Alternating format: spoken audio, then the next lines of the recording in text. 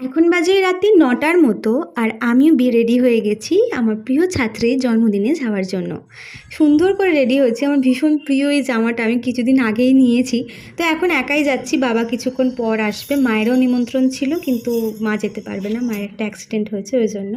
আমি চুড়িটা পরে বারবার দেখাচ্ছি, মানে অনেকদিন পর চুড়িটা পরেছি বলে বেশ লাগছিল আমার। ওখানে গিয়ে ওর সাথে দেখা করতে বলছে, ম্যাম এত দেরি করলে কেন, এত দেরি করলে কেন। যাই হোক, ওকে তো খুব মিষ্টি লাগছিল, জামাটা পরে তো ওকে ভীষণ একদম প্রিন্সেসের মতো লাগছিল। আর ওই দিন একটু বৃষ্টিও হচ্ছিল কখন, আর গরমও ছিল ভালো, নামেই বৃষ্টিটা হচ্ছিল, তখনও সবাই এসে পৌঁছায়নি। তারপর ওর এত গরম হচ্ছে, ও জামা দিয়ে বারবার ঘাম হচ্ছে। এরপর চলবে ওর কেক কাটা।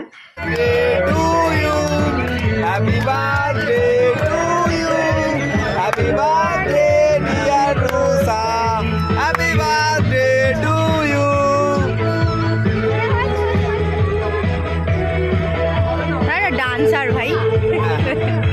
তারপর আমরা করে নিলাম খাওয়া দাওয়া, বাবাও তখন চলে গিয়েছিল। আজ এইটুকুই, টাটা।